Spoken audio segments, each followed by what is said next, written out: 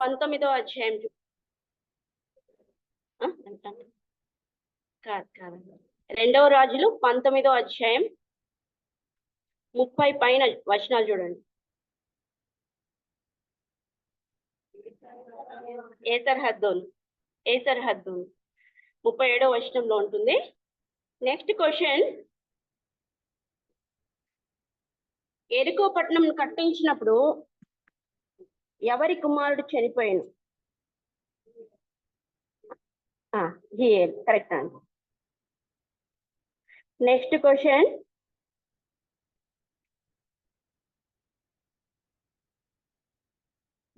సర్వలోకనాథుడగు యెహోవా అని ఎవరన్నారు? సర్వలోకనాథుడగు యెహోవా అని ఎవరన్నారు? అంటే ప్రవక్త పేరు కాదు, కాదు, ఒక నాయకుడు అంటారా? కాదు కాదు,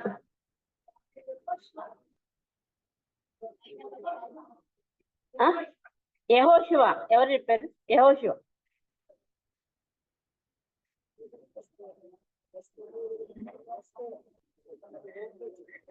అంటే ప్రత్యేకంగా అయినా సర్వలోకనాథుడగు యెహోవా అని చెప్పి యెహోషువ 3:13లో చెప్తాడు.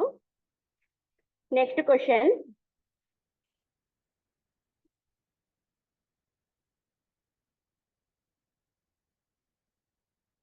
బాలాకు ఏ స్థలానికి బిలాము కొరకు దూతలను పంపెను? బాలాకు దూతలను పంపుతాడు కదా బిలాము కోసము, ఏ స్థలానికి పంపుతాడు?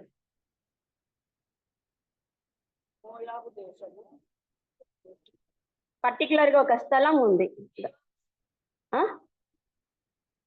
సంఖ్యాకాండం 22వ అధ్యాయం చూడండి.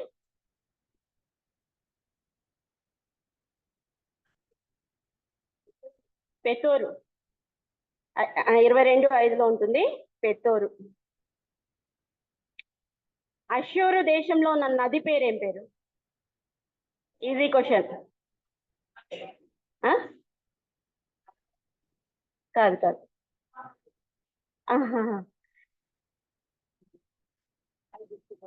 2వ రాజులు 18వ అధ్యాయం చూడండి.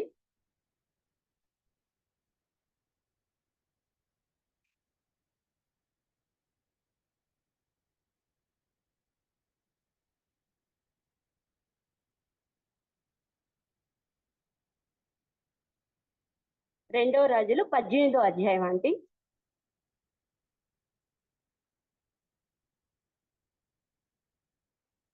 పది పైన వచనాలు చూడండి.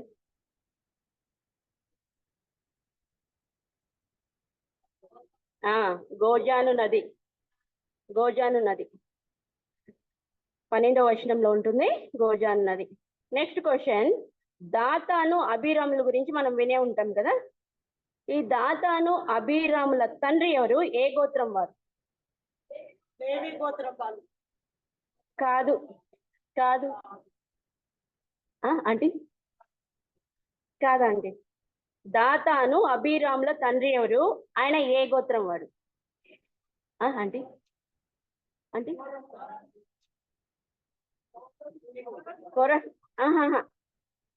ఈ ద్వితీయోపదేశకాండం 11వ అధ్యాయం చూడండి. రూబేనీయులు కరెక్ట్. రూబేన్ గోత్రం వారు. ఏలియాబ్ కరెక్ట్. ద్వితీయోపదేశకాండం 11వ అధ్యాయం 6వ వచనం. నేను ఇంతకు ముందు అడిగాను, ఇప్పుడు మరి ఇంకొకసారి అడుగుతున్నా ఈ క్వశ్చన్. పరిశుద్ధ పట్టణం యొక్క కొలత ఎన్ని కోసులు? ప్రకటన గ్రంథంలో ఉంటది. పరిశుద్ధ పట్టణం యొక్క కొలత ఎన్ని కోసులు?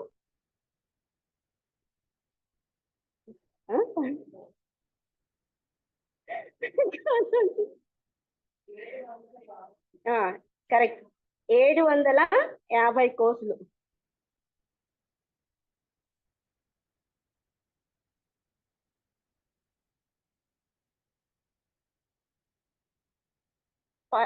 నెక్స్ట్ క్వశ్చన్, శాస్త్రులు పరిసయ్యులు పుదీనా, సోంపు, జీలకర్రలో 10వ వంతు చెల్లించి ప్రధానమైన ఏ ధర్మశాస్త్ర విషయాలను విడిచిపెట్టారు? న్యాయము కరెక్ట్ అక్క. ఇంకా 3 విషయాలు ఉన్నాయి. Correct aunty. ఇంకొకటి ఆంటీ కాదా ఆంటీ, అబ్రహాంని ఎలా మనం గుర్తుపడతాం? విశ్వాసం. నెక్స్ట్ క్వశ్చన్,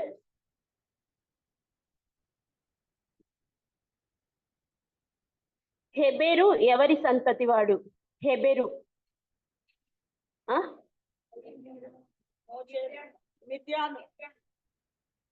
కరెక్టే, కానీ ఒక పర్టికులర్ అంటే మీరు చెప్తుంది కెయీనీయుడు. నెక్స్ట్ క్వశ్చన్, బర్నబాను సౌలును పరిశుద్ధాత్ముడు సేవకు ప్రత్యేకపరచమని చెప్పి వారిని మొట్టమొదటిగా ఏ ప్రాంతాలకు పంపారు? బర్నబాను సౌలును పరిశుద్ధాత్ముడు సేవకు ప్రత్యేకపరచమని చెప్పి వారిని మొట్టమొదటగా ఏ ప్రాంతానికి పంపారు? అంటే సెలూకయ తర్వాత కుప్ర. అపోస్తుల కార్యం 13వ అధ్యాయం 4వ వచనంలో ఉంటుంది. నెక్స్ట్ క్వశ్చన్, యెహోవా నేను ఆన్సర్ చేశాను. ఇసుకలో దాచబడిన రహస్య ద్రవ్యములను పీల్చుదురు అని ఎవరిని గురించి చెప్పబడింది? ఇసుకలో దాచబడిన రహస్య ద్రవ్యములను పీల్చుదురు అని ఎవరిని గురించి చెప్పబడింది? అంటే ఇది ద్వితీయోపదేశ ఖండంలో ఉందండి. కాదండి అంటే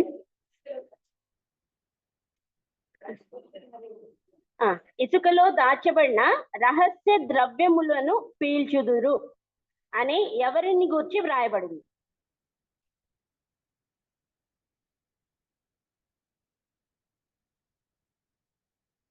ద్వితీయోపదేశ కాండం 33వ అధ్యాయం.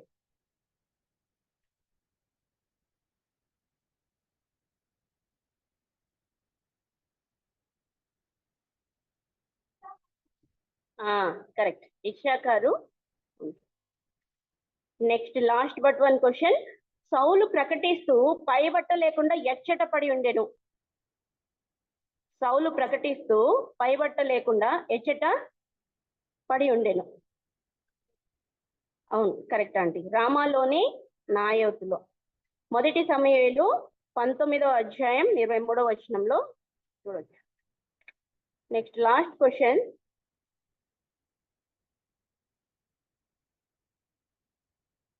ఏ లోయలో ఎంత మందిని చంపడం వల్ల రాజైన దావీదు పేరు ప్రసిద్ధమాయెను? ఏ లోయలో ఎంత మందిని చంపడం వల్ల రాజైన దావీదు పేరు ప్రసిద్ధమాయెను? ఏలా కాదు, ఉప్పు లోయ. కరెక్ట్. ఎంతమందిని చంపారు? 2వ సమూయేలు గ్రంథం 8వ అధ్యాయం చూడండి. కాదు,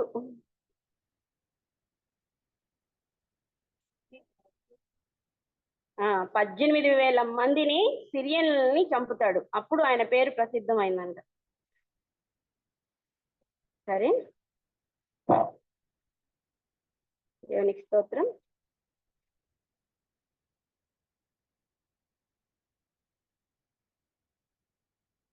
వాక్య ధ్యానానికి సమయమైంది, చూసుకుందాం. బైబిల్లో మనం ఎన్నో బంధాలని చూస్తుంటాం కదండి, ఎన్నో అద్భుతమైన బంధాలు. వాటిలో మొదటిగా దేవునితో మనిషి యొక్క సంబంధం ఎంతో అపరూపమైనది, అదెంతో అద్భుతమైనదిగా మనం బైబిల్లో చూడొచ్చు. ఎందుకంటే ఆయన అన్నిటినీ సృష్టించి లాస్ట్ లో మానవుని సృష్టించాడు కదండి. సో మనిషితో దేవునికి ఉన్న బంధము, లేదా దేవునితో మనిషికి ఉన్న బంధం చాలా అపరూపమైంది. దాని తర్వాతగా దేవుడు ఏర్పరిచిన భార్యాభర్తలైన ఆదాము హవ్వల బంధం, తర్వాత తల్లిదండ్రుల బంధం, పిల్లలు తల్లిదండ్రులు, అన్నదమ్ములు అక్క చెల్లెళ్ళ బంధం, ఇలాగా స్నేహితుల బంధం, ఇలాగ ఎన్నో బంధాలు కదండి. సో ఈ బంధాల్లో అన్న చెల్లెళ్ళ బంధం లేదా అక్క తమ్ముళ్ళ బంధం అనేది ఒక ప్రత్యేకమైన స్థానాన్ని తీసుకుంటుంది అనమాట ప్రపంచంలో. సో బైబిల్లో వ్రాయబడిన కొందరు అన్నా చెల్లెలు కానీ అక్క తమ్ముళ్ళు కానీ గమనించుకుంటే మొదటి నుంచి లాబాను రిబ్కా, తర్వాత దీనా ఆమె 12 మంది సహోదరులు, మిరియాము, మోషే, అహరోను, అలాగే అహరోను భార్య అయిన ఎలీషెబు, నయస్సోను, తర్వాత దావీదు, సెరూయా, అబీగయిలు, అబ్షాలోము, తామారు, యెహోషెబతు, అహజ్యా, తర్వాత హదస్సా అనబడిన ఎస్తేరు, మొర్దెకై బంధం. ఇంకా కొత్త నిబంధనలో చూస్తే మనకు ఫ్రీక్వెంట్ గా కనిపించేది మార్త, మరియా, లాజర్ల బంధం. వీటిలో ఒక అక్క తమ్ముళ్ళ గురించి ఈరోజు నేను మీతో కొన్ని విషయాలు పంచుకుందామని ఆశపడుతున్నాను. మొదటి దిన వృత్తాంతాల గ్రంథము 2వ అధ్యాయము 13వ వచనం నుంచి 17 వచనాలు చదువుకుందాం. మొదటి దిన వృత్తాంతాల గ్రంథము 2వ అధ్యాయము 13 నుంచి 17.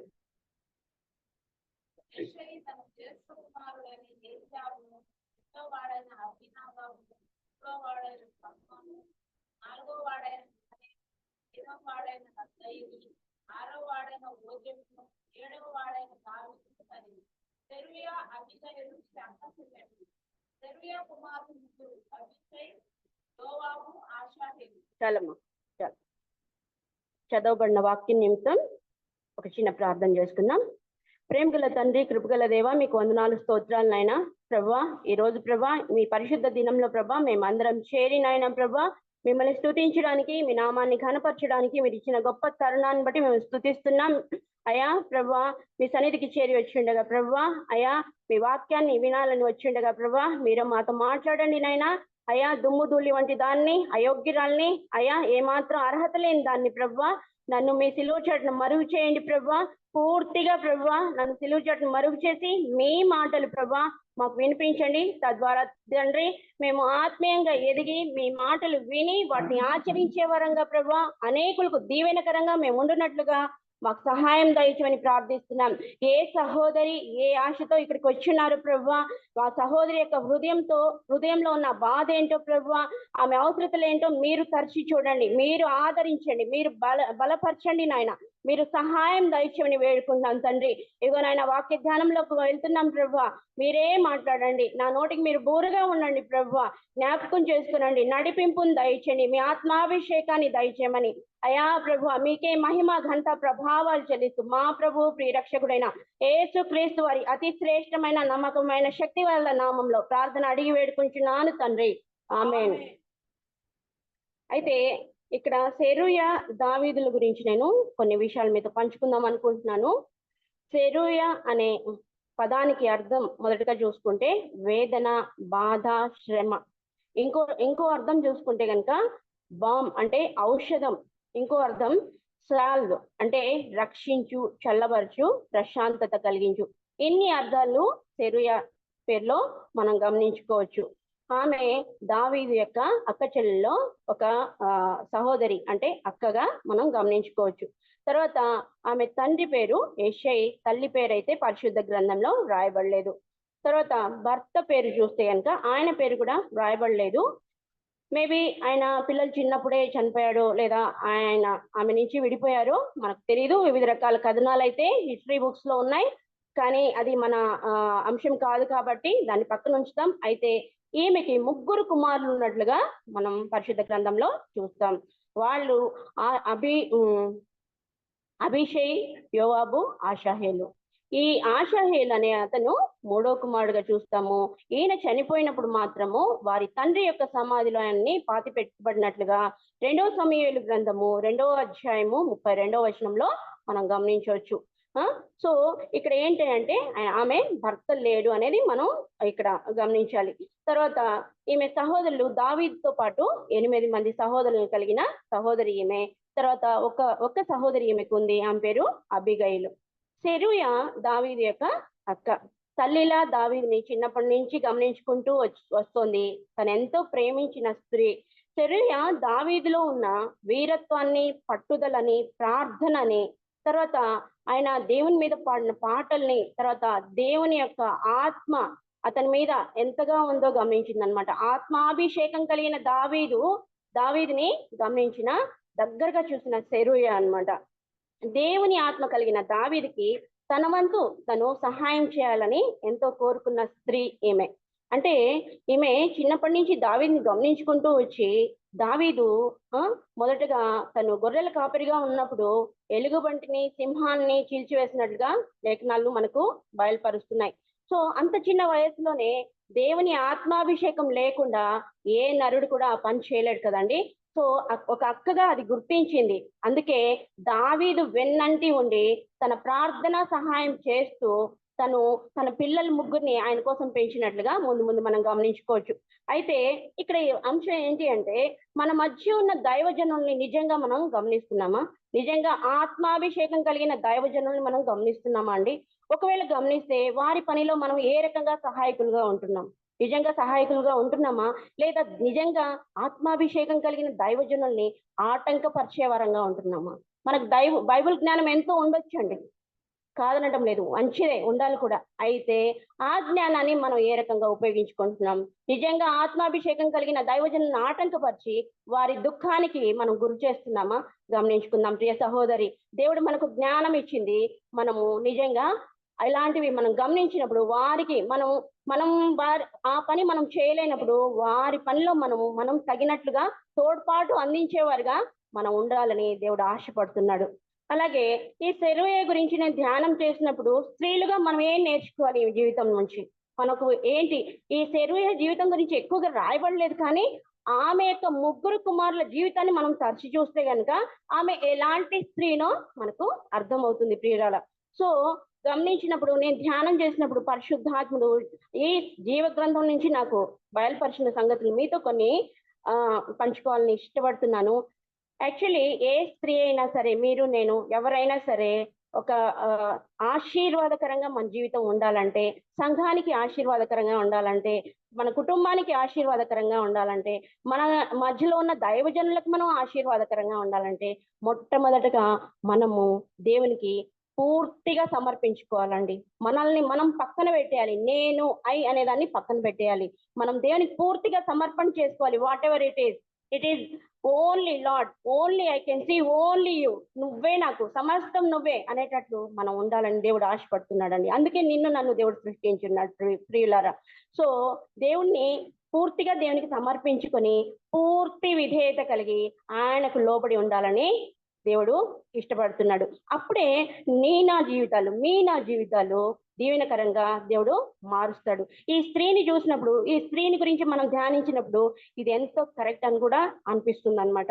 సరే, సెరూయా గురించి కొన్ని లక్షణాలు మనం గమనించుకుందాం. క్యారెక్టరిస్టిక్స్ ఆఫ్ సెరూయా అని చూస్తే, దేవుని ఎడల భయభక్తులు కలిగిన సెరూయా, తర్వాత దేవునికి కృతజ్ఞత కలిగిన సెరూయా, అంత మాత్రమేనా అంటే దేశభక్తి ఉన్న సెరూయా. సామెతలు 31వ అధ్యాయం 30వ వచనం ఒకసారి చూద్దాం.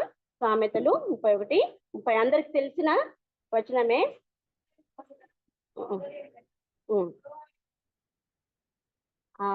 యెహోవాయందు భయభక్తులు కలిగిన స్త్రీ ఏమంట కొనియాడబడుతుందంట.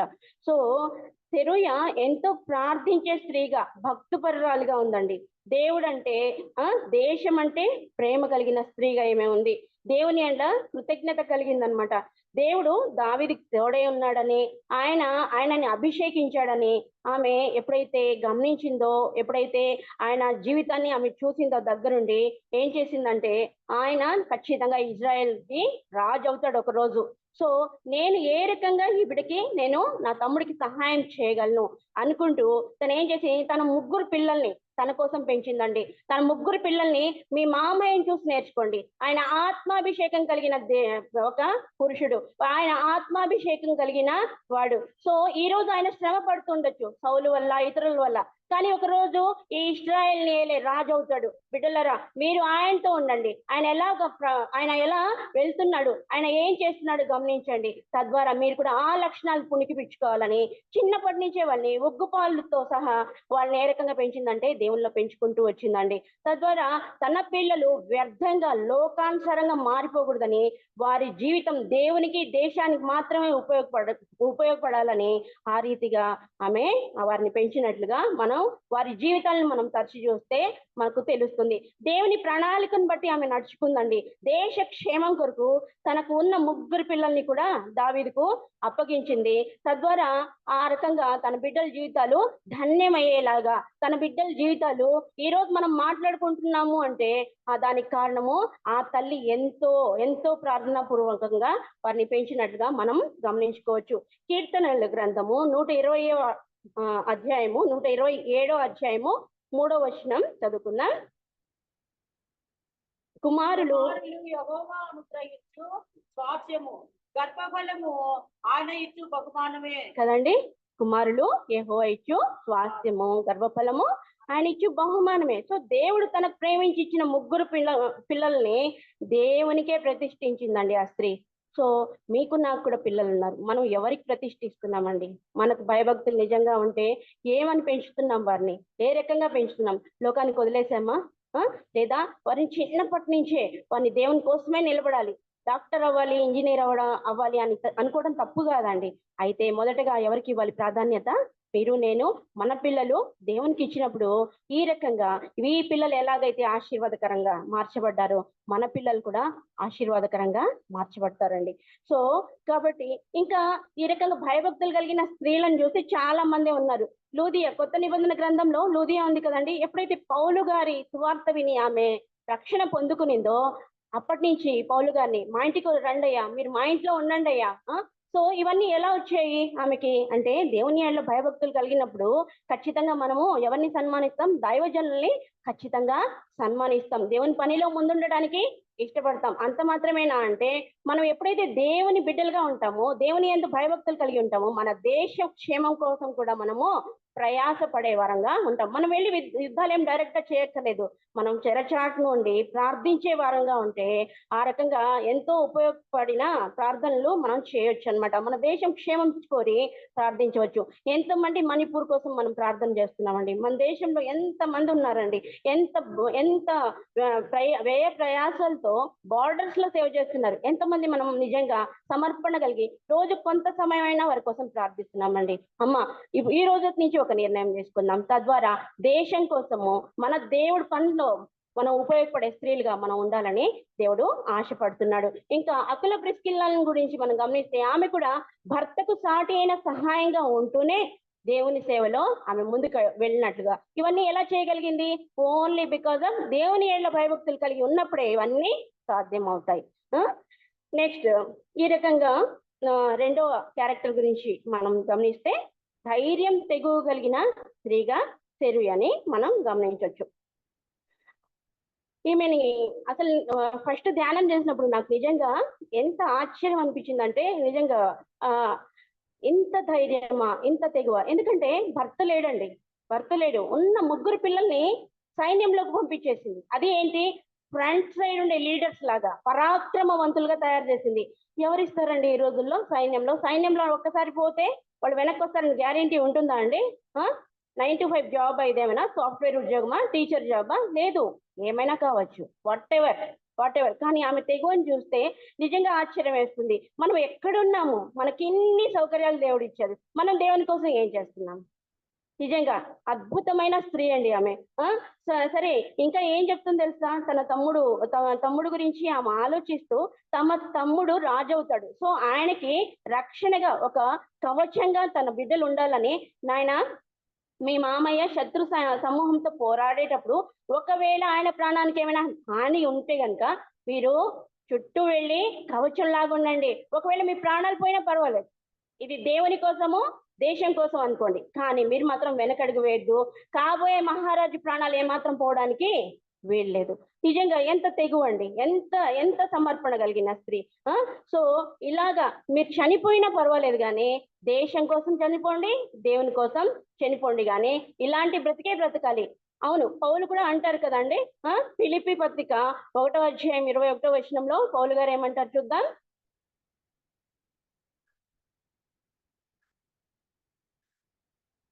బ్రతుకుట క్రీస్తే, చావైతే లాభం. సో ఇలాంటి సమర్పణతో ఏమే బ్రతికిందండి. మీరు బ్రతికితే నానా, మీరు బ్రతికితే దేవుని కోసం బ్రతకండి, లేదంటే చనిపోయిన ఆ యుద్ధంలో నో ప్రాబ్లం, ఒకరోజు పరమదేవుని దగ్గర పరమ తండ్రి దగ్గర మనం కలుసుకుంటాం. ఈ నిరీక్షణతో ఆమె తన ముగ్గురు బిడ్డల్ని తెగువతో ధైర్యంతో దేవుని కోసం దేశం కోసం పెంచినట్లుగా మనం గమనించవచ్చు. సో మనం కూడా మన పిల్లల్ని పెంచుతున్నాం కదా. ఎంతమంది మన మాట వింటున్నారండి ఈ రోజుల్లో? వింటున్నారా నిజంగా? సో మనం స్త్రీలుగా ఉండి వారి కోసం కన్నీరు విడిచే తల్లులుగా, వారి కోసం దేవుని సన్నిధిలో మొరపెట్టుకునే తల్లులుగా ఉండాలని మనకు ఒక మాదిరికరమైన జీవితాన్ని సెరూయ చూపిస్తుందన్నమాట. సో ఇంకా ఇలాంటి స్త్రీలు అంటే తెగువ ధైర్యం కలిగిన స్త్రీలు ఉండొచ్చు పరిశుద్ధ గ్రంథంలో. అయితే నేను ఒక స్త్రీని జ్ఞాపకం చేసుకోవాలని ఇష్టపడుతున్నాను. ఎవరు అంటే డెబోరా. ఆమె న్యాయాధిపతిగా ఉన్నింది కదా. సీసెరాని చంపేటప్పుడు ఒకసారి చూసుకున్న వచనాలు, న్యాయాధిపతుల గ్రంథము 4వ అధ్యాయము 4, 6, 8 వచనాలు.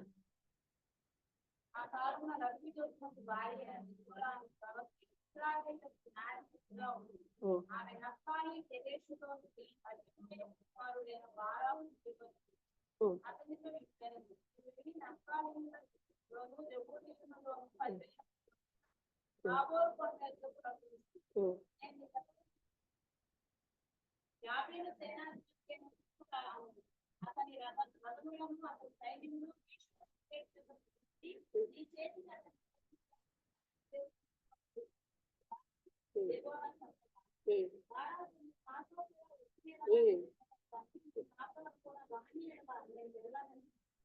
బారాక్ ఏమంటున్నాడు? నువ్వు నాతో వస్తేనే వెళ్తానంటున్నాడు. సో ఈ రకంగా ధైర్యంగా ఒక యుద్ధానికి ఒక సైనికుడిని ముందు పెట్టి, సరే నువ్వు వస్తేనే అంటే ఆమె ఉంటే ఎంత ధైర్యం చెప్పండి అతనికి. సో ఈ రకంగా ఇంకొక స్త్రీగా దెబోరాను కూడా మనం గమనించుకోవచ్చు. అయితే ఆమె చెప్తుంది కదా, నువ్వు ఈ రకంగా నన్ను రమ్మంటున్నావు కాబట్టి ఈ యుద్ధంలో గెలుస్తాం, అయితే నీ పేరు రాదు కానీ ఒక స్త్రీ పేరే దాంట్లో ఘనంగా ఎంచబడుతుంది. యాయేలు కదండి ఆమె పేరు. సో ఈ రకంగా ఎంతో మంది ధైర్యశాలు. ఆమె కూడా యాయేలు. ఎంత ధైర్యం ఉండాలి కదండి. అతను చూస్తే మహాభయంకరుడు. అతను అలాంటి భయంకరుని రా అని చెప్పి ఆమెని నువ్వు పడుకో అని చెప్పి ఆయనకి పాలబుడి ఇచ్చి అంత సపర్యలు చేసినట్లే అయితే చంపేస్తుంది, నిర్దాక్షిణ్యంగా చంపేస్తుంది. సో శత్రు సైన్యాన్ని చంపేసిన ఒక గొప్ప స్త్రీగా, అంటే ఎంతో తెగువ గల ధైర్యం గల స్త్రీగా యాయేలుని కూడా మనం గమనించుకోవచ్చు. సో ఇలాంటి లక్షణాలు కలిగిన సెరూయ ఎంతో తెగువతో ధైర్యంతో తన పిల్లల్ని పెంచి దావీదు సైన్యంలో పరాక్రమవంతులైన పిల్లలుగా వారు ఉన్నట్లుగా మనం గమనించుకోవచ్చు. దేవుని వాక్యం చదివిస్తుంది కదండి, యవ్వన కాలంలో కాడి మోయిట నరునికి మేలు. విలాప వాక్యములు 3వ అధ్యాయం 27వ వచనంలో ఇది ఉంది. సో యవన కాలంలో ఎవరిని కాడి మోయాలంట? దేవుని కాడి మోసే వారంగా మనం ఉండాలి. అంతేగాని లోకాశలు, లోక సంబంధమైన వాటికి వైపుకు మన పిల్లలు వెళ్ళడానికి వీల్లేదండి. దానికి ఏం చేయాలి అంటే వీలుగా మనమే ప్రార్థన చేయాలి. మన ప్రవర్తన ద్వారానే మన పిల్లలు మార్చబడతారు కానీ చుట్టూ ఉన్న వాళ్ళ ప్రవర్తనను బట్టి మన పిల్లలు మార్చబడరండి. ఫస్ట్ ప్రీచరు, ఫస్ట్ టీచరు మన తల్లులే అండి. మనమే వాళ్ళకు తల్లులమే. నెక్స్ట్ సరే, ఇంత పరాక్రమశాలు కదా వీళ్ళు ముగ్గురు గురించి ఒక్కొక్క మాట మనం జ్ఞాపకం చేసుకున్నాము సెరూయ కుమారుల గురించి. మొదటగా అభిషేక్. ఈయన ముగ్గురు పిల్లల్లో పెద్దవాడండి అభిషేక్ అనే మాటకి అర్థము బహుమానాన్ని మించినవాడు అని అర్థం. మొదటి దినవృత్తాంతాల గ్రంథము 11వ అధ్యాయం 20వ వచనం చూడండి ఒకసారి. మొదటి దినవృత్తాంతాల గ్రంథము 11వ అధ్యాయం 20వ వచనం.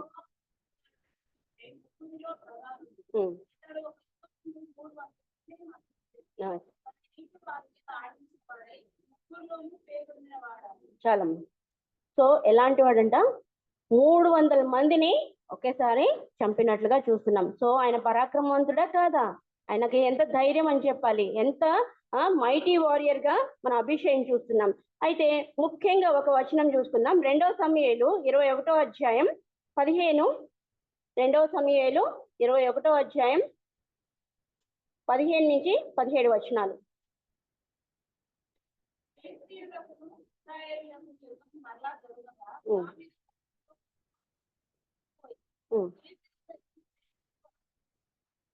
ఏంటంటండి? సొమ్మసిల్లేను అంటే సొమ్మసిల్లి పడిపోయాడు. అప్పుడు ఏం జరిగింది?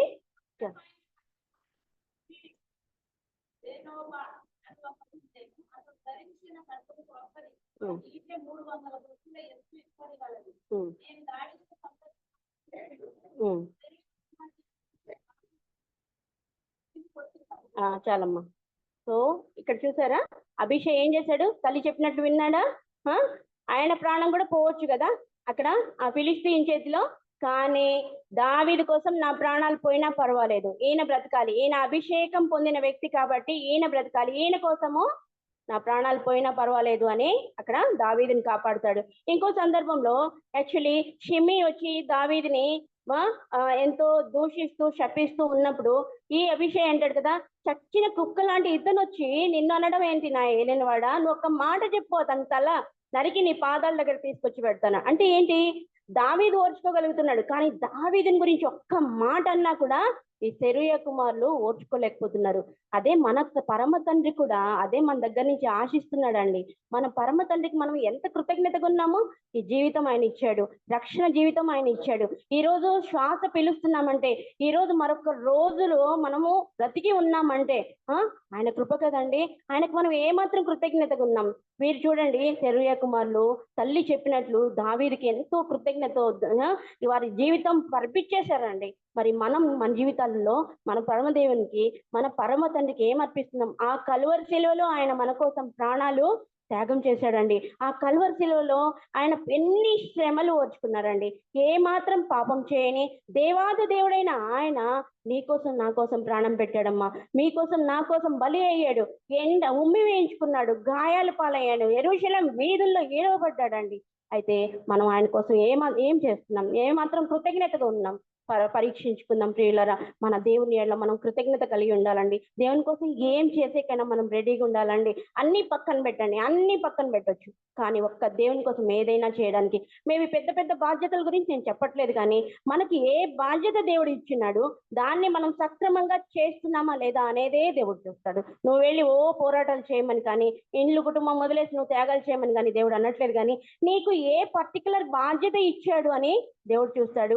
ఆ బాధ్యత గురించి నిన్ను నన్ను రేపు క్వశ్చన్ చేస్తాడండి.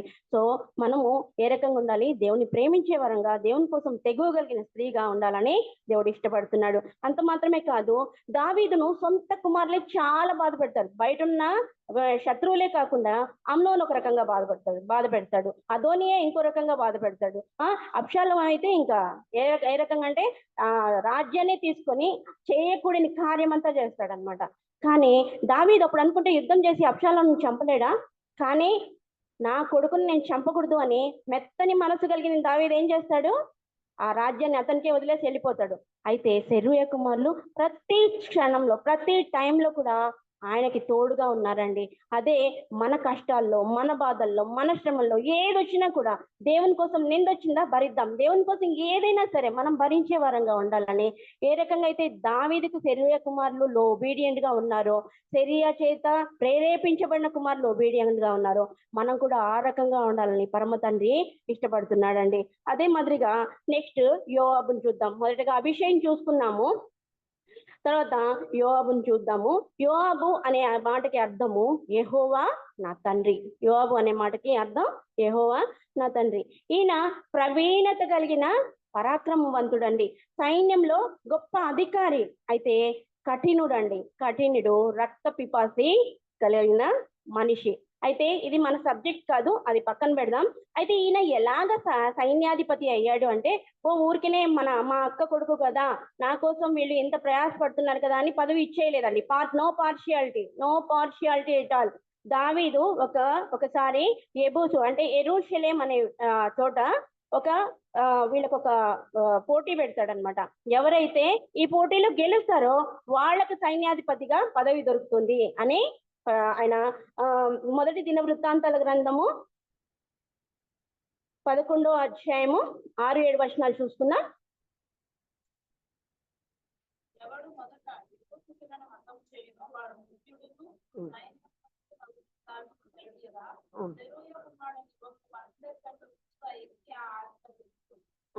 సో ఇక్కడ ఏంటి పార్షియాలిటీ ఉందా దావీద్కి? ముగ్గురు కొడుకుల్ని యాక్ట్ ఇచ్చేసింది కదా, వాళ్ళు ఎవరినో ఒకరిని ముందు పెడదాం అనుకున్నాడా? లేదు. ఎవరు టాలెంటెడో వాళ్ళకు మాత్రమే స్థానం. అవునా?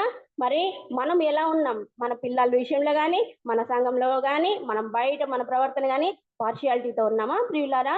ఒకసారి మనం పరీక్షించుకుందాం. No partiality. దేవునికి పార్షియాలిటీ లేదండి. ఆయనకు అందరూ ఒకటే. మేబీ టాలెంట్ డిఫరెన్స్ అయి ఉండొచ్చు, కానీ ఆయన వితౌట్ పార్షియాలిటీ ఉండండి అంటున్నాడు. No partiality. You should not be partial at any times. You should be ఎప్పుడు ఎలా ఉండాలంట? ఆయనకి ఇష్టలై ఉండాలి అంటే ఈ పార్షియాలిటీలు ఇవన్నీ పక్కన పెట్టాలా. అలానే దావీదు కూడా ఎక్కడైతే ఆయన్ని సైన్యాధిపతి ఎందుకు చేశాడు అంటే ఆయన టాలెంట్ ని బట్టే ఆయన్ని సైన్యాధిపతి చేశాడు. సరే, యోబు ఇంకా అనేక యుద్ధాలు దావీదు కోసం చేసినట్టుగా చూస్తాం. దావీదు రాకపోయినా కూడా రబ్బా అనే పట్టణంలో ఆయన పట్టుకొని అక్కడ కిరీటం మాత్రం నువ్వు ధరించడానికి రా అని పిలుస్తాడు. రబ్బాలో యుద్ధం చేస్తాడు, గెలుస్తాడు. కానీ అనుకుంటే అబ్షాలోం లాగా ఆయన కూడా చేసి ఉండొచ్చు. బట్ నో, ఆయన చాలా ఫెయిత్ఫుల్ గా ఉన్నాడు. దావీదు ఎడ్ల తల్లి పెంపకమేనండి, తల్లి ప్రేరేపణే. ఆయన ఎలా ఉన్నాడు? రాజా, మేము గెలిచాము, నువ్వు వచ్చి ఆ కిరీటాన్ని ధరించు అని చెప్తాడు. ఎంత బాగుంది కదండి. మరి కూడా మనం కూడా అలానే ఉండాలి. ఎలా ఉండాలి? విశ్వాసంగా ఉండాలండి. నిస్వార్థంగా ఉండాలి. దేవుని బిడ్డలుగా మనము విశ్వాసంగా ఏదైనా పని చెప్తే నమ్మకంగా చేసి ఇది దేవుని వల్ల జరిగింది అని చెప్పాలి. కానీ నేను నేను నేను ఇది దేవునికి ఇష్టం లేని పని అండి. ఇక్కడ యోబు మనకు అది చూపిస్తున్నాడు మాదిరి.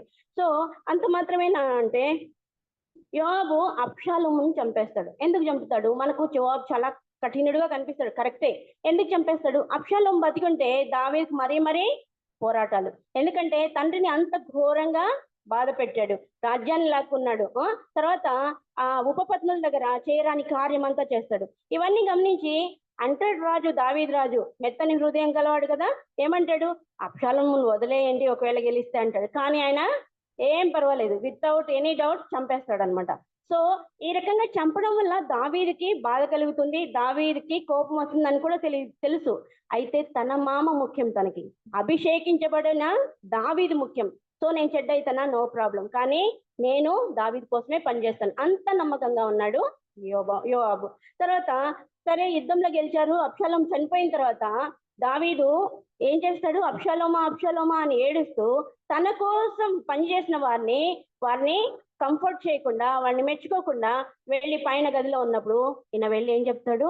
నువ్వు ఈ రోజు మర్యాదగా వస్తావా రావా? నీ కోసము మేము ఇంత చేస్తే నువ్వు నీ వాళ్ళని నువ్వు కనపరచకుండా, నువ్వు వాళ్ళని మెచ్చుకోకుండా ఈరోజు నిన్ను ఇంత ద్రోహం చేసి ఇంత ప్రజల్ని బాధ పెట్టిన అబ్షాలోం గురించి ఏడుస్తావా అని చెప్పి ఆయన మనసును మళ్లించి మరలా ప్రజలతో మమేకం చేసి మరలా ఆయన్ని రాజుగా చూడాలని తను అంత ప్రయత్నం చేసిన వాడుగా యోవాబుని చూస్తున్నామండి. సో ఈ రకంగా తన తప్పును సరి చేసుకునేలాగా కూడా దావీదుకి ఉపయోగపడ్డాడండి యోవాబు. ఇలాంటి కొడుకుని కన్నా సెరూయా ఎంత ధన్యురాలండి, ఎంత ట్రైన్ చేసి ఉంటుంది, ఎంత ప్రార్థన చేసి ఉంటుంది. ఆమె మనకు కనిపించదు బైబిల్లో, అయితే ఆమె తయారు చేసిన కొడుకుల క్యారెక్టరిస్టిక్స్ ఒక్కొక్కటి చూస్తుంటే అలాంటి తల్లి నిజంగా ఎంత అద్భుతమైన గుణాలు కలిగిన తల్లి అని మనం ఎంతైనా ఆమెని పొగడక తప్పదన్నమాట. చివరిగా ఆషాహేలు గురించి చూసుకుందాము. ఈ ఆషాహేలు అడవి లేడి అంతా వేగంగా పరిగెత్తగలడంట. 2వ సమూయేలు గ్రంథము 2వ అధ్యాయం 18-19 వచనాలు చూసుకుందాము. 2వ సమూయేలు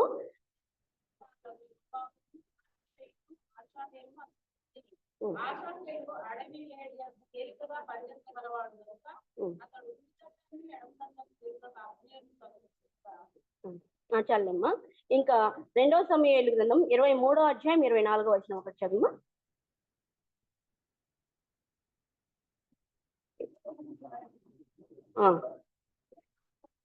చాలు. సో ముగ్గురు పరాక్రమవంతుల్లో 30 మంది పరాక్రమవంతుల్లో ఈ ముగ్గురు ఉన్నారు సహోదరులు. సో ఈ రకంగా బాధ్యతాయుతమైన పనిలో సెరూయా కుమారులు ఉన్నట్టుగా మనం చూస్తాము. ఈ అబ్నేరును అంటే సౌలు సైన్యాధిపతి అయిన అబ్నేరుని చంపబోయి ఆషాహేలు చనిపోతాడు. కానీ ఆయన చనిపోయిన తర్వాత కూడా సెరూయా ఇద్దరు పిల్లల్ని వెనక్కి రమ్మని చెప్పలేదు. ఇంకా చాలేనైనా ఒకరు చనిపోయాడు, ఇంకా నాకు ఎవరున్నారు, భర్త లేడు, మీరే కదా ఉండేది అని వెనక్కి పిలవలేదండి. చెప్పాను కదా, మొదటి నుంచి కూడా ఒకటే గోల్ ఏంటి? అభిషేక్తుడైన దావీదు కోసం, దేశం కోసం మీరు చస్తే చావండి, బ్రతికితే బ్రతకండి. సో ఇలానే ఆమె కొనసాగించినట్టుగా చూస్తున్నాం. యుద్ధ వీరులుగా వారిని తీర్చిదిద్దింది. ఎప్పుడైతే స్త్రీ నిబ్బరమైన మనస్సుతో ధైర్యంగా నిలబడుతుందో తను గొప్ప కార్యాలు చూస్తుంది అని ఈ సెరూయా జీవితం మనకు చెప్తుందండి. అలాగా ముగ్గురు కొడుకుల్ని తన దావీదు విజయాలన్నిట్లో కూడా ఈ ముగ్గురు కొడుకులు ఆల్మోస్ట్ మనం చూస్తాము. ఈ ముగ్గురు కొడుకులు అనే వాళ్ళు 3 స్తంభాలుగా ఉంటే కనపడిని 4వ స్తంభంగా మనము సెరూయాని చూడొచ్చు అనమాట. అంత గొప్ప స్త్రీ ఈ సెరూయా. ఒకసారి దావీదు అంటాడు కదా, 2 సమూయేలు 3వ అధ్యాయం 39వ వచనంలో, పట్టాభిషేకం నొందిన వాడినైనను నేడు నేను బలహీనైతిని, సెరూయా కుమారులైన ఈ మనుషులు నాకంటే బలం గలవారు. అంటే గొప్ప శక్తివంతమైన రాజు, దేవుని హృదయానుసారుడు, గొప్ప విజయాలు చూసిన దావీదే సెరూయా కుమారుల గురించి ఈ రకంగా సర్టిఫికేట్ ఇస్తున్నాడు. ఏమని అంటే, వీరు నాకంటే గొప్ప బలం కలగవారు. ఎప్పుడు గొప్ప బలం వస్తుంది? ఒకటి దేవుని కృప ఉండాలి, తర్వాత వాళ్ళు ఎంతో దేవుల్లో ఉండాలి, రెండోది దేనికైనా తెగించే స్వభావం అంటే పరాక్రమంగా ఉండాలన్నమాట. ఈ ప్రాణాల కోసం చూసుకుంటే అవుతుందా అండి? కాదు. యుద్ధంలో ఉండేవాళ్ళు అస్సలు కాదు. సో ఇంత గొప్ప ధైర్యం వీరత్వం కలిగిన కుమారుల్ని సో ఈ సెరూయా పెంచినట్టుగా చూస్తాం. స్త్రీలు బలహీన ఘటాలే, కాదనటం లేదు. అయితే ఈ బలహీన ఘటాలు ఎప్పుడైతే దేవుని కోసం నిలబడతారో, మన జీవితాల్ని దేవుని చేతికి అప్పగించుకుంటామో, ఈ బలహీన ఘటాలనే దేవుడు బలమైన ఘటాలుగా మార్చి ఆయన సేవలో ఆయనకి ఇష్టం వచ్చిన రీతిలో గొప్పగా వాడుకుంటాడు అనడానికి ఈ సెరూయా జీవితమే ఎగ్జాంపుల్. తర్వాత ఇంతవరకు మనము తెగువగా ధైర్యం కలిగిన సెరూయా, దేశభక్తి కలిగిన సెరూయాగా మనం చూసాము. ఇప్పుడు విశ్వాస వీరురాలైన సెరూయాని గురించి చూద్దాం. మనం బైబిల్లో సహజంగా వంశవృక్షాల గురించి చదవాలి అంటే జనరల్గా ఏం చేస్తాం చెప్పండి? నిజంగా చెప్పాలి, వంశవృక్షాలు అంటే జీనియాలజీ వస్తుంది కదా, ఏం చేస్తాం జనరల్ గా స్టార్టింగ్ డేస్ బైబిల్ చదివేటప్పుడు చేయాలనిపిస్తుంది కదా. ఏంటబ్బా పేర్లు అర్థం కావు, ఏం కావు, నోళ్ళు తిరగవు అని వెంటనే స్కిప్ చేయాలనిపిస్తుంది కదా. చేసి కూడా ఉండొచ్చు మనం. అయితే ఈ వంశావళి చదివినప్పుడు నిజంగా మనం మనసు పెట్టి చదివినప్పుడు చాలా అమూల్యమైన విషయాలు మనకు దీంట్లో తెలుస్తాయి అన్నమాట. ఎందుకంటే మీకు ఆ వంశావళి కూడా చాలా ఆసక్తికరంగా ఉంటుంది. ఆమె వంశంలో పూర్వీకుల స్త్రీలను గమనిస్తే తామారుని చూస్తాం మనం. ఈమె ఏ వంశము? యూదా వంశం అండి. ఈమె యూదా వంశం. యూదా వంశంలో యేసుక్రీస్తు గారి వంశావళిలో ముఖ్యమైన స్త్రీలుగా మనం ఒక 5గురిని చూస్తాం కదా.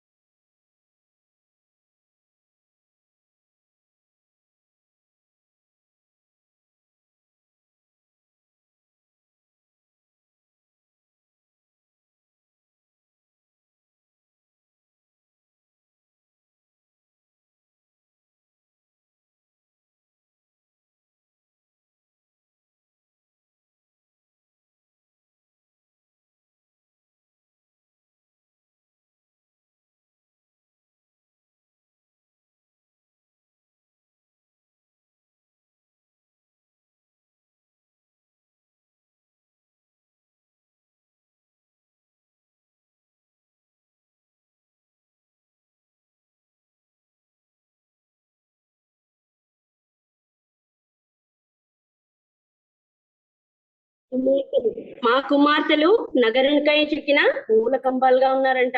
సో ఈ మాటలకు కారణమైన స్త్రీగా మనం సెరూయాని చూడొచ్చు. దావీదుకి సెరూయా ఒక మూల కంబంగా ప్రతి అడుగులో ప్రార్థన సహాయం చేస్తూ అతనికి తన కుమారుని తోడుగా స్త్రీగా మనం గమనించవచ్చు. వారు కూడా దావీదుకి ఎంతో విశ్వాసపాత్రులుగా ఉన్నారు. శత్రువులు ద్రోహం చేసిన, మిత్రులు ద్రోహం చేసిన, సొంత కుమారులు ద్రోహం చేసినా కూడా వారు మాత్రం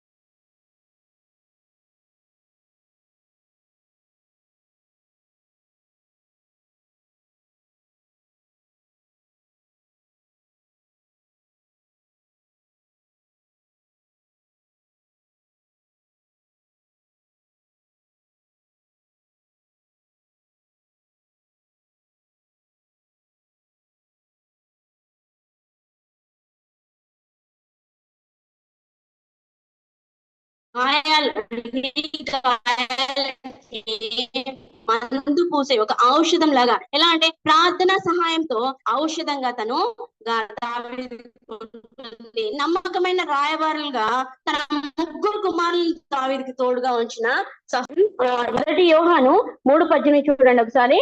మొదటి యోహాను 3:18.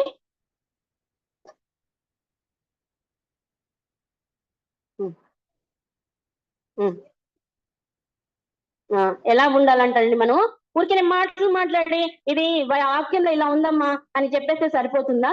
కాదు. కానీ క్రియలతోనూ సత్యంతోనూ ప్రేమించాలి అని దేవుని వాక్యం సెలవిస్తుంది.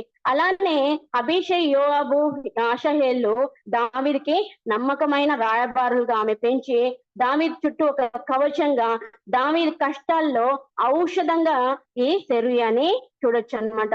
సో ఇలాంటి అక్కలు, ఇలాంటి చెల్లెళ్ళు ఉంటే ఆ సంసారాల్లో ఎంత ధన్యకరమైన సమయం మనం చూస్తాం చెప్పండి.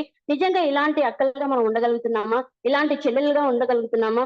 మన అన్నదమ్ములకి మనం ఎలాంటి ప్రవర్తన చూపిస్తున్నాం గమనించుకుందాం. సెరూయా లాంటి అక్కలు కావాలని దేవుడు ఈ రోజు మనతో మాట్లాడుతున్నారండి. సెరూయా లాంటి సెల్ఫ్లెస్నెస్ అంటే ఏ రకమైన తన గురించి ఆలోచించుకుని స్త్రీగా మనం ఉండాలని దేవుడు ఆశపడుతున్నాడు. మన యేసయ్య మన దగ్గర ఏం ఆశించాడండి? ఏమైనా ఆశించాడా? మన దగ్గర మీరు ఇలా చేస్తేనే మీకు రక్షణ ఇస్తాను ఎనీ కండిషన్స్ అనేది అప్లై చేశాడా అండి? ఏమీ లేదు, ఏమీ లేదు. నా బిడ్డలు నశించకూడదు, నేను నా ప్రాణం కూడా మీకోసం పెట్టేస్తాను, ఏది నా ప్రాణం కూడా పెట్టేస్తాను. ఎవరు చేస్తారండి ఈ రోజుల్లో? సో దేవునికి మనం కావాల్సిన మన హృదయం కావాలి. మనం విధేయులుగా ఉండడం ఆయనకి ఇష్టంగా ఉంది. సో ఈ సెరూయా కూడా తను ప్రేమించిన తన తమ్ముడు కోసము ఒక ఔషధం లాగా ఈ సెరూయా ఉన్నట్లు మనం గమనించవచ్చు. ఎఫెసీయులకు రాసిన పత్రిక 6:19 చూడండి ఒకసారి.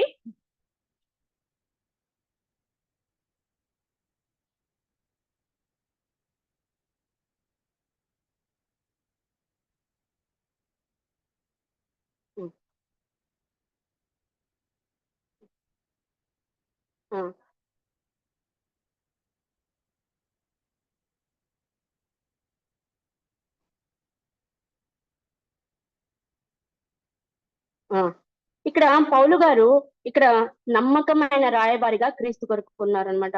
ఆయన ఎన్నో అనేక సార్లు చెరసాల్లో వేయబడ్డారు.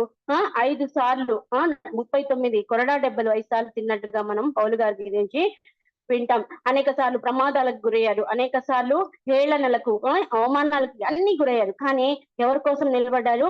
నమ్మకమైన రాయబారిగా క్రీస్తు కోసం ఆయన నిలబడ్డారు. సో ఆయన జీవితం నుంచి మనము ఏ రకంగా మనం క్రీస్తు కోసం ఈ రోజు నిలబడుతున్నాం. ఒక స్వార్థ చెప్పాలి అంటే భయపడుతున్నామా?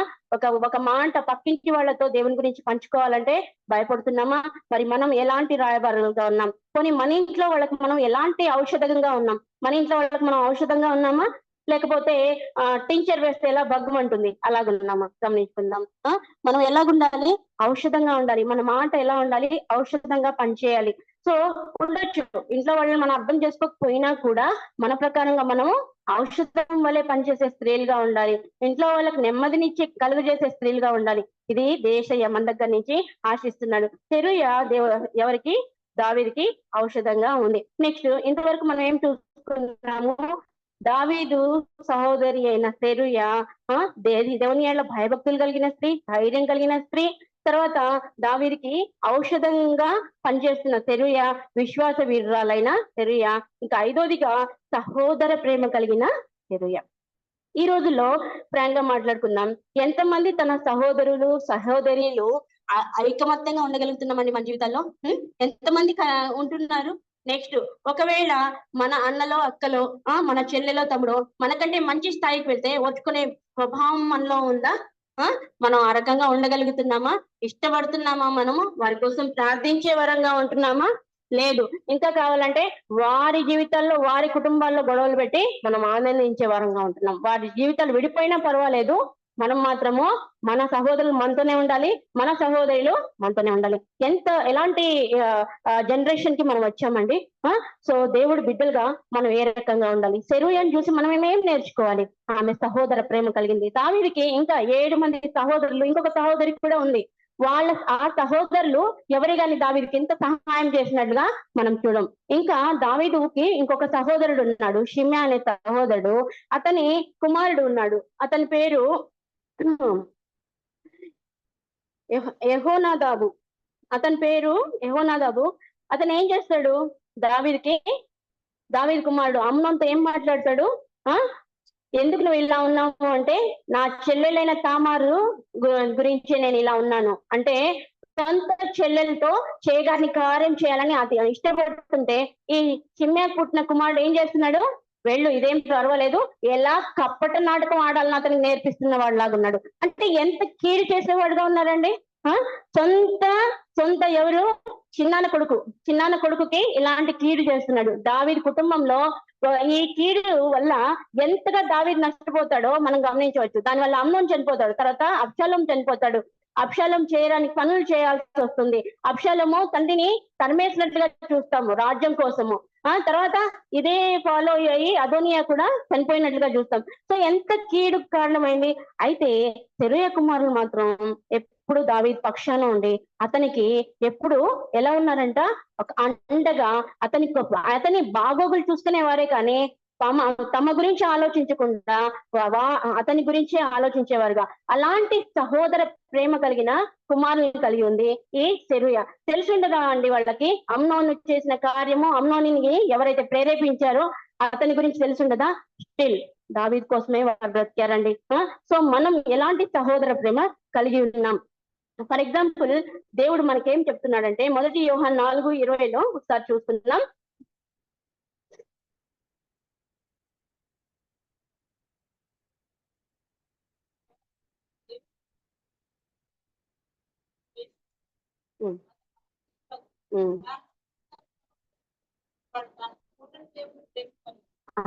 కదండి, చూసే సహోదరుని ప్రేమించిన వాడు చూడండి దేవుడిని ఏం ప్రేమిస్తాడు చెప్పండి కదా.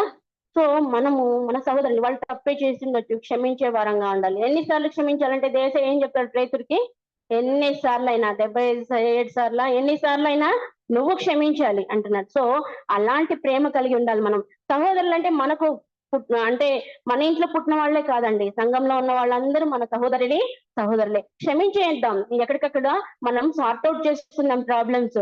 అప్పుడే మన సంఘం కూడా అభివృద్ధి చెందుతుందండి. మనసులో ఒకటి బయట ఒకటి పెట్టుకుంటే మనం అసలు ఫస్ట్ ఆఫ్ ఆల్ దేవుడు పెట్టే కాదంటున్నాడు యేసయ్య. సో పరీక్షించుకుందాం, మనం చిన్నగున్నామా పెద్దగున్నామా సెకండరీ.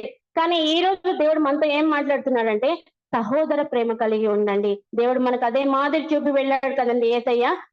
సో సహోదర ప్రేమను కలిగి ఉన్నవారుగా మనం ఉండాలని యేసయ్య ఇష్టపడుతున్నాడు. ఇంకా మన పరిశుద్ధ గ్రంథంలో చూస్తే సహోదర ప్రేమ కలిగిన వాళ్ళు యెహోషబతుని జ్ఞాపకం చేసుకోవచ్చు కదా. ఆమె ఎంత రిస్క్ చేస్తుంది, వాళ్ళ తల్లి అతి క్రూరాలు. ఆ తల్లి ఒకవేళ ఆమెకు తెలిస్తే చంపి పడేస్తుంది, ఆమె సంతానాన్ని, ఆమె భర్తను అందరినీ చంపేస్తుంది. కానీ యోవాషుని కాపాడడానికి ఆమె ఎంతో కృషి చేసినట్టుగా, ప్రయాసపడినట్టుగా, ఆమెతో పాటు ఆమె భర్త కూడా 6 ఏళ్ళు ఒక చిన్న బిడ్డను దాచిపెట్టాలంటే ఎంత కష్టం అండి. దేవాలయంలో ఆమె దాదితో పాటు ఆ బిడ్డను దాచిపెట్టి ఇస్సాకి 6 సంవత్సరాలు, 7వ సంవత్సరం వస్తూనే ఆ బిడ్డని రాజుగా అభిషేకం చేస్తుంది. ఎంత నిస్వార్థంగా తను ఆ రకంగా చేసిందండి. సహోదర ప్రేమ నిజంగా దేవుని ప్రేమ లేకపోతే చేయగలదా యెహోషబతు? చేయలేదు. అంత మాత్రమే కాకుండా మిరియాము కూడా మనం ఒకసారి జ్ఞాపకం చేసుకోవచ్చు. చిన్నది మిరియాము, ఎంత చాలా చిన్నది, కానీ అమ్మ చెప్తూనే విని ఆ బాబుకి ఏమవుతుందో అని వెయిట్ చేస్తుంది. ఆ చిన్నటి ప్రాయంలోనే ఆమె ఎప్పుడైతే ఫరో యొక్క సహోదరి వచ్చి ఆ బిడ్డను తీసుకున్నప్పుడు, ఈ బిడ్డకు ఒక దాది తీసుకురావాలన్నా అని తల్లిని తీసుకొని వచ్చినట్టుగా. సో ప్రేమ కలిగిన సహోదరులండి, మనం కూడా అలాంటి ప్రేమ కలిగిన సహోదరులుగా ఉండాలని దేవుడు మన నుంచి ఆశిస్తున్నాడండి. సో బాధ్యత ప్రేమ కలిగి ఉండాలి. అప్పుడు మన జీవితాలు కూడా దేవునికి ఇష్టమైనవిగా ఉంటాయని వాక్యం తెలియజేస్తుందండి. అదే మాదిరిగా సెరూయా కుమారులు ఈ రకంగా దావీదుకి తర్వాత ఆ రాజ్యానికి ఎంతో ఉపయోగకరంగా ఉంటున్నారు.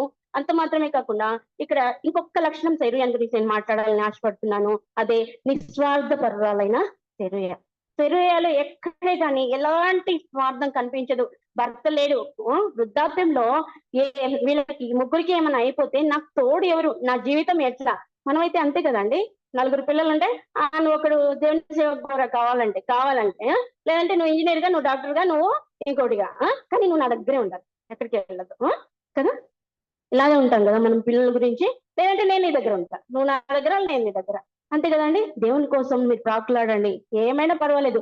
దేవుడు ఇచ్చాడయ్యా మిమ్మల్ని, మిమ్మల్ని నాకు ఇచ్చిందే దేవుడు, మీకు దేవుడికి సమర్పిస్తున్నాను, దేవుడు చెప్పిందే వినాలి, లేకపోతే కావండి అని అంత తెగువగా కానీ నిస్వార్థంగా కానీ మనం చెప్పగలుగుతున్నామా? అన్నమ్మ చూడండి, అన్నమ్మ ఏం చేస్తుంది, అంత చిన్న బిడ్డను తీసుకెళ్ళి ఏలి చేతికి అప్పగించేస్తుంది. అయ్యా నువ్వు ఉన్నప్పుడు మందిరంలో కనీటితో ప్రార్థన చేశానే ఆ స్త్రీని నేనయ్యా, నువ్వు చెప్పావు కదా నీకు దేవుడు ఖచ్చితంగా ఆశీర్వాదం ఇస్తాడని, ఇచ్చాడయ్యా, ఇదిగో ఈ బిడ్డని దేవుని కోసం ప్రతిష్ఠిస్తున్నాను, దేవుని కోసమే వదిలిపెడుతున్నాను. సంవత్సరానికి ఒక్కసారి వచ్చేదంట. మనం చేస్తామా అండి? చేస్తామా? అసలు మనం ప్రార్థనలకు పంపిస్తున్నాము మన బిడ్డల్ని. అమ్మా అమ్మ చిన్న బిడ్డ అప్పుడేనా అమ్మా సేవకు పంపిస్తామా? గమనించుకుందాం సహోదరి. నిస్వార్థపరంగా ఉండాలని దేవుడు ఆశిస్తున్నాడు. స్వార్థంగా ఉండడం ఎవరి లక్షణం అంట? వాక్యం సెలవిస్తుంది కదా, స్వార్థంగా ఉండడం అపవాది లక్షణం అంట. 2 తిమోతి 3:1-2 2 తిమోతి 3:1-2 చూసుకుందాం.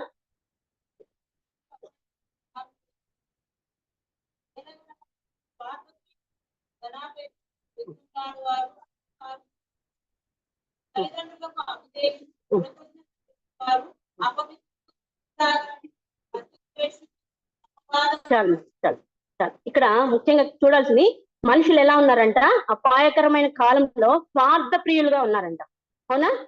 మనము నిజంగా కష్టం వచ్చినప్పుడు మన అన్నకో చెల్లికో సహాయం చేస్తామా? కొన్ని కన్న తల్లిదండ్రులకు సహాయం చేసే వారంగా ఉంటున్నాము మనము? నిజం చెప్పండి, ఎంతమంది మనం ఆ రకంగా సహాయం చేయడానికి ఇష్టపడతాం? ఇంకా సొంత వాళ్ళకే సహాయం చేయని వాళ్ళము మందిరంలో ఎవరికైనా ఏదైనా కష్టం ఉంది అంటే సహాయం చేస్తాము అంటే మనము మన వరకే, మనమే మన కుటుంబం మనము అంతే అంటే ఆ ప్రార్థన చేస్తాం. ప్రార్థన చేయాల్సిందే, కానీ మీకు చేతనైనప్పుడు you must help your sister or your brother కదండి. అది దేవుడు మనకు నేర్పిస్తున్నాడు. అలాంటప్పుడే మనం దేవునికి ఇష్టమైన వారంగా ఉంటాం. కానీ మనం సరేలే ప్రార్థన చేస్తాం చేయాలి, కానీ దేవుడు మీకు ఎక్కువగా ఇచ్చినప్పుడు దాన్ని కూడా దేవుని కోసము, దేవుని బట్టి నువ్వు ఆ సహోదరుడికి కానీ సహోదరికి కానీ చేయట్లేదండి, ఆ పరమ తండ్రికే చేస్తున్నాం. అంతటి కదా ఏసయ్య, ఒక గ్లాసుడు నీళ్ళు ఇచ్చినా కూడా అది మర్చిపోవడంట ప్రభు. కాబట్టి మనం ఎలాగుండాలి, నిస్వార్థంగా సేవ చేసేలాగా ఉండాలని దేవుడు ఆశపడుతున్నాడు అనమాట. బైబిల్లో నిస్వార్థంగా ఉన్న వారిని గమనిస్తే మంచి సమరయుడిని మనము లూకా సువార్త 10వ అధ్యాయంలో చూస్తాం కదా. ఆయనకి ఏమైనా స్వార్థం ఉందా అండి? పక్కన పడిపోయి ఉంటాడు, లేవీయుడు చూస్తాడు, ధర్మశాస్త్రోపదేశుడు చూస్తాడు, కానీ ఎవరు పట్టించుకోరు ఆ మనిషిని. దొంగలు కొట్టి పక్కన పడేస్తుంటే ఎవరైనా పట్టించుకున్నాడా? కానీ మంచి సమరయుడు ఏం చేస్తాడంటండి, ఆయన వచ్చి ఆయన పరామర్శించి ఆయన తీసుకెళ్లి తర్వాత ఆయన కట్టుకట్టి తర్వాత ఆయన్ని అక్కడ ఒక గృహంలో ఉంచి ఇంకా కొంచెం డబ్బులు వాళ్ళకి చేతికి ఇచ్చి, ఇంకా ఏమైనా కొదువు అయితే నేను వచ్చేటప్పుడు నీకు ఇస్తానంటాడు. ఎలాంటి నిస్వార్థమైన ప్రేమని దేవుడు మన దగ్గర నుంచి ఆశిస్తున్నాడండి. ఇంకా యోనాతాను విషయం కూడా మనం ఒకసారి గమనిస్తే, యోనాతాను పరాక్రమవంతుడే, మంచి యోధుడే, సౌలు కుమారుడైన యోనాతాను. అయితే సౌలుకున్న లక్షణం అతనికి ఉందా? సౌలుకి ఎంతసేపు రాజ్యం రాజ్యం రాజ్యం, దేవుని యందలి విధేయత లేదు, పైనుంచి నేనే రాజుగుండాలి. అయితే యోనాతాను ఎలా ఉన్నాడు? ఆ తండ్రికి పుట్టిన కుమారుడే గాని ఎలా ఉన్నాడంటే, దావీదికి దేవుని అభిషేకం ఉంది, దావీదే రాజు కావాలంటున్నాడు, కానీ నేను రాజు అవ్వాలి అనే స్వార్థం అతనికి లేదండి. అందుకే దావీదిని సౌలు నుంచి తప్పిస్తాడు కదా. ఆ సందర్భం కూడా మనకు మొదటి సమూయేలు గ్రంథంలో మనం గమనించుకోవచ్చు. సో నిస్వార్థమైన ప్రేమ కలిగిన యోనాతానండి. మొదటి సమూయేలు 20వ అధ్యాయం 13 తర్వాత 42వ వచనాలు. 20వ అధ్యాయం 13వ వచనం.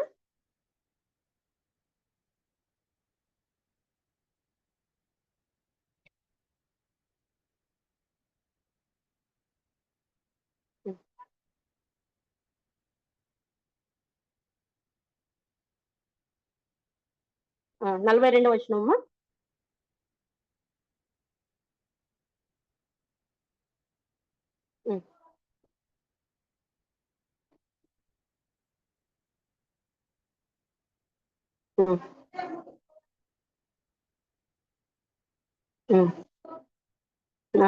దావీదుని ఏం చేస్తున్నాడు? నువ్వు నెమ్మదిగా వెళ్ళు, నువ్వు ఖచ్చితంగా రాజు అవుతావు.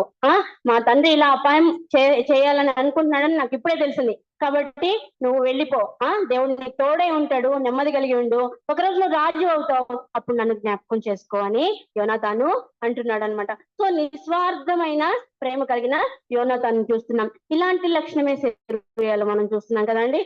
తర్వాత ఇంకా నిస్వార్థంగా సేవ చేసిన వారిలో ఎస్తేరుని మనం జ్ఞాపకం చేసుకోవచ్చు. నేను నశిస్తాను కానీ నా జాతి వారి కోసము ఎక్కడ రాజు దగ్గరికి వెళ్ళి మాట్లాడతాను అని ధైర్యంగా చెప్పినట్లుగా, తీర్మానించుకున్నట్లుగా ఎస్తేరు గ్రంథంలో చూడొచ్చు. ఇంకా మనం లైవ్ గా చూడాలి అంటే మన దేశానికి సేవ చేయడానికి వచ్చిన మదర్ తెరీసా గారిని మనం గమనించుకోవచ్చు. ఆమె ఏం కోరుకుందండి మన దగ్గర? దేశం కానీ దేశంకి వచ్చింది, నిస్వార్థంగా సేవ చేసినట్లుగా చూస్తాం. ఇంకా అన్నిటికంటే ముఖ్యంగా మన ప్రభు అయిన యేసుక్రీస్తు వారు నీకు నాకు నిస్వార్థమైన ప్రేమ చూపించారు, నిస్వార్థంగా మనకు సేవ చేశారు, అన్నిటికీ మించి మనకు రక్షణ ఇచ్చారు. పాపులైన మనల్ని రక్షించడానికి ఆ పరమ తండ్రి ఆ పరలోకాన్ని, ఆ దివ్యమైన లోకాన్ని వదిలి ఈ పాప భూయిష్టమైన లోకానికి వచ్చి నిన్ను నన్ను రక్షించడానికి, నీ నా పాపాల నిమిత్తం ఆయన సిలువ వేయబడి, నీ నా పాపాల నిమిత్తం చనిపోయి తిరిగి లేచి తండ్రి కంటే ఇంకనేమో విజ్ఞాపనకర్తగా ఉన్నాడండి. ఒక రోజు రోజుగా రాబోతున్నాడు. ఇప్పటికైనా ఇంకా రక్షణలో లేకున్న వారు ఎవరైనా ఉంటే దయచేసి ఆయన నమ్ముకునండి. ఆయనని నమ్ముకుంటే ఆ పరలోకానికి వెళ్తాం. ఆయన్ని ఎవరైనా ఇంకా నమ్ముకోకపోతే ఏ క్షణంలో ఆ రాకడ వస్తుందో మనకు తెలియదు, కానీ మనము తప్పించబడితే మాత్రం మహాఘోరం అండి, నరకానికి, నిత్య నరకానికి. అక్కడ అగ్ని ఆరదు, పురుగు తేవదు అని వాక్యం సెలవిస్తుంది. కాబట్టి దయచేసి ఇప్పటికైనా రక్షణ లేకుండా ఉంటే ఈ రోజు దేవుడు పిలుస్తున్నాడు, దయచేసి ఇప్పటికైనా ఆ పరమ తండ్రి నిజ రక్షకుడుగా మనము మీరు నమ్ముకోమని విజ్ఞాపన చేస్తున్నాం, ప్రార్థిస్తున్నాం మీ అందరికీ. ఇంకా లాస్ట్ గా చూసుకుంటే యవ్వన కాల కోరికల్ని త్యజించిన సెరూయాగా మనకు కనిపిస్తుంది. ఆమె భర్త పిల్లలు చిన్నతనంలో వదిలిపోయినట్లున్నాడు, కానీ యవ్వన కాల కోరికల గురించి ఆమె ఆలోచించుకోలేదు. ఇంకో పెళ్లి, ఇంకో పెటాకులు, ఇవన్నీ ఏం ఆలోచించుకోలేదు. ఒక్క దేవుని కోసమే సమర్పణ చేసుకొని బ్రతికిన స్త్రీగా చూసుకుంటాము. లూకా సువార్తలో చెప్తాడు కదా 36, నీ యవ్వన కాలపు కోరికల్ని త్యజించు అని లూకా సువార్తలో ఒక వచనం ఉంటుందండి. నేను సారీ రెఫరెన్స్ సరిగా రాసుకోలేదు.